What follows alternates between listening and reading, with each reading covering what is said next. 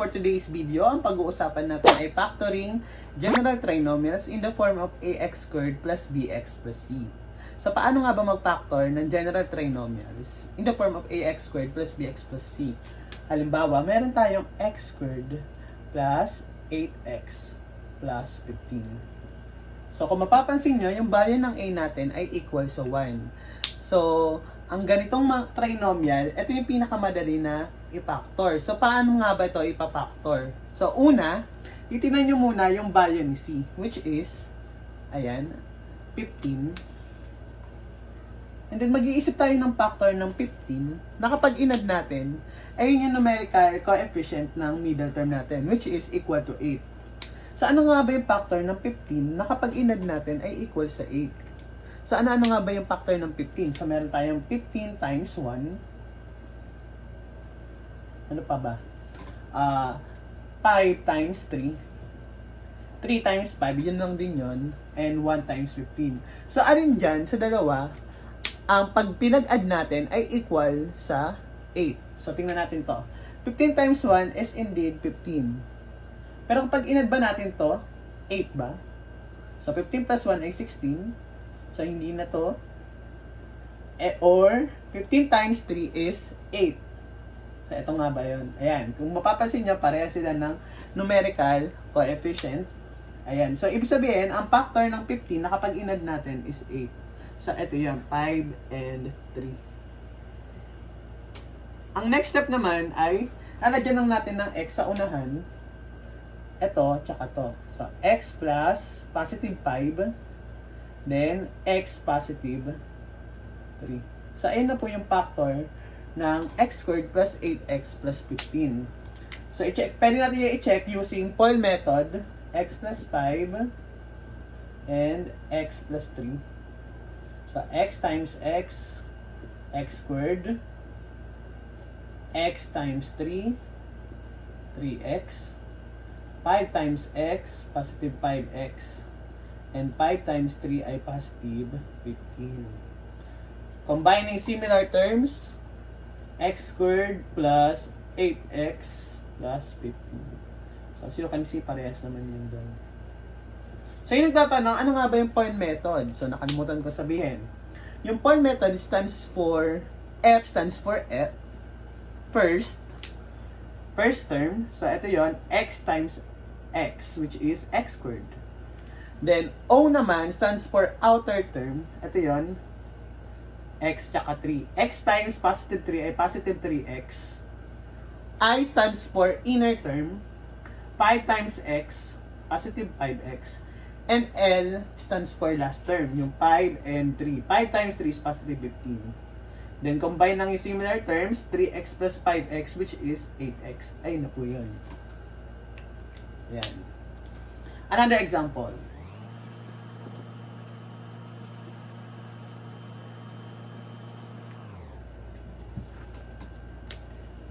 X squared minus 4x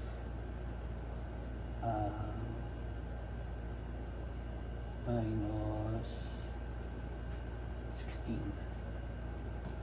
Then, x squared minus 4x minus 16. Ano naman?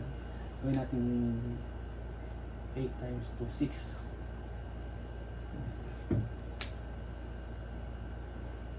Ayan. So, mag-isip tayo ng factor ng negative 16 na kapag in-add natin ay negative 6. So, kung mapapansin nyo, yung ating value ng c ay negative. So, ang factor niyan ay isang positive at isang negative. Kung mapapansin natin dito, yung value ng b natin ay negative. So, dapat yung mas malaking absolute value ay negative. Sa factor natin, yung pinakamalaking absolute value is dapat yung negative siya. So, ano nga ba yung factor ng negative 16 kapag in-add natin negative 6? Ano nga ba yung factor ng 16? So, pwedeng 16 times 1. So, yung mas malaki dapat yung negative. 4 times 4, o either one of this ay negative, since parehas naman sila. Ano ba? 8 times 2. Ayan. So, ayan po yung mga factor ng negative 16. So, alin dito, yung kapag inad natin, ang sagot ay negative 6. So, try natin to. Negative 6 times 1, negative 15. Plus pala, negative 15. Ito, pag inad natin ay 0. Ito, pag inad natin, that's negative 6. So, yung factor ng negative 16 na kapag inad natin negative 6 ay negative 8 at 2. So, dagdagan lang natin ng x negative 8, and x positive 2. So, ayun na po yung factor ng ating general trinomials. Then, you can check by point method. Dapat yung magiging sagot, ito din. So, yan. Kayo na lang bahala mag-check. Yan. Paano naman kapag ang a natin ay equal sa or greater than 1? Halimbawa,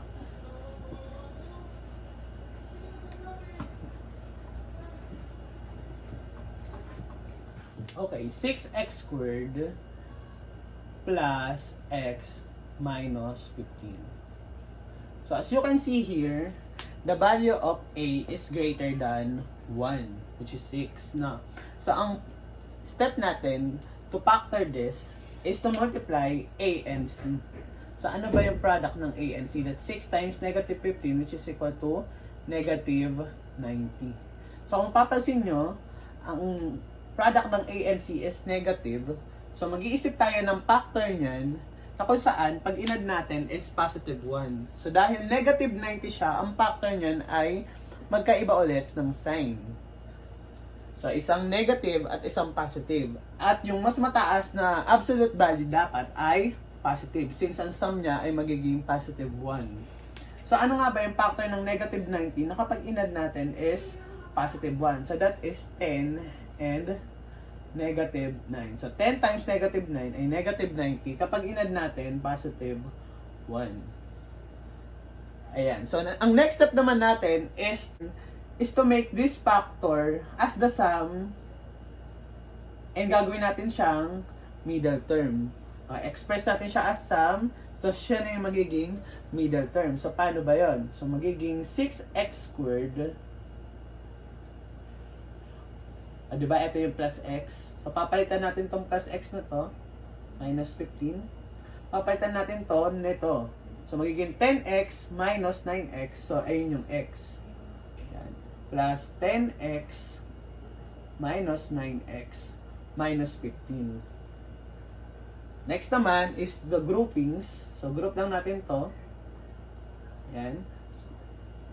Ayusin ko lang. Wala.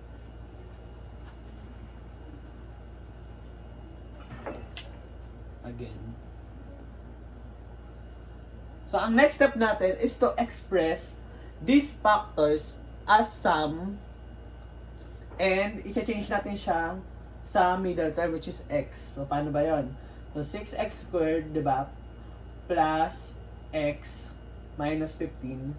So, papalitan natin yung x ng sum ng factor ng negative 90, 10x minus 9x. 10x minus 9x minus 15. So, kapag inad natin, minus natin yan, 10x minus 9x, x naman yan, diba? So, ito na yung middle term, minus 15. And then, ang susunod na gagawin natin is groupings. Group lang natin itong dalawa. Yan. So, 6x squared plus 10x. 6x squared plus 10x minus 9x minus 15. So, ang susunod dyan is to factor out these two expressions. So, ano yung ba yung greatest common factor nitong dalawa? 6x squared tsaka 10x, or yung common monomial factor nitong dalawa. So, ang common monomial factor nito ay 2x. So, lalabas natin yun. Then, 6x squared divide 2x, ang matitira na lang ay 3x. Ito, 10x divide 2x, positive 5x. Positive 5. 10x divide 2x ay positive 5. Then, dito naman, negative 9x at negative 15. So, ang common monomial factor niyan ay negative 3. Ayan. So, negative 9x divide negative 3 ay 3x. Ito naman, negative 15 divide negative 3 ay positive 5. So, madalaman nyo kung tama yung ginagawa nyo kung yung nasa loob ng parenthesis ay parehas. So, parehas ba? 3x plus 5, 3x plus 5. Ayan. So, pag-iwalay na natin. So, 2x minus 3 ay yun yung isa sa factor ng ating general trinomial. And yung parehas, 3x plus 5. Ayan. So, ito na po ang ating factor. So, kung nahihirapan kayo, merong mas mabilis na way on how to solve or factor general trinomials. So, ito po ay natutunan ko sa seminar namin on these mastered skills sa grade 8. Ayan. So, ngayon, ituturo ko naman sa inyo. Ayan. So, paano nga ba mag-solve? Ito po ay applicable to almost all general trinomials. So, 6x squared plus x minus 15. So, ano nga ulit yung factor natin dito? That's 2x minus 3 and 3x plus 5, diba? So, ito dapat yung magiging sagot. So, paano nga ba? So, ang tawag sa method na to ay Tic-Tac-Toe method. So, kaya siya tinawag na Tic-Tac-Toe is kasi yung tile na gagamitin natin ay the same sa ginagamit kapag naglalaro ng Tic-Tac-Toe. So, meron tayong 9 tiles here. So, sa una, ilalagay natin si value ni A. Sa pangalawa, yung B. At sa pangatlo, yung product ni A and C. So, identify muna natin yung mga values ni A, B, C. Ang A natin ay 6. Ang B natin ay 1. Ang A times C ay 6 times negative 15, which is equal to negative 90. So, ganun ulit. Mag-isip tayo ng factor ni negative 90 na kapag in-add ay si B. So, that's positive 10 and negative 9. So, ang next step ay mag-isip tayo ng GCF ni A at nitong nasa dulo, negative 9. GCF. Ilalagay natin dito. So, ang GCF ni 6 at negative 9 ay 3. Yan, dito natin nalagay. Next, to fill in yung blank dito, mag-iisip tayo ng number na kapag minultiply natin sa 3, ang sagot ay 6. So, that is 2. Yan. So, dito naman, mag-iisip naman tayo ng number na kapag minultiply natin sa 2, ang sagot ay 10. So, that is 5. So, 2 times 5 ay 10. Next, ganun din dito. 3 times a number, negative 9. So, what is that number? So, that's negative 3. And then, apply lang yung crisscross. So, that's, yan. Ito yung una, then ito yung pangalawa. So, ang factor natin ay, lalagyan lang natin ng x yung una. 2x minus 3.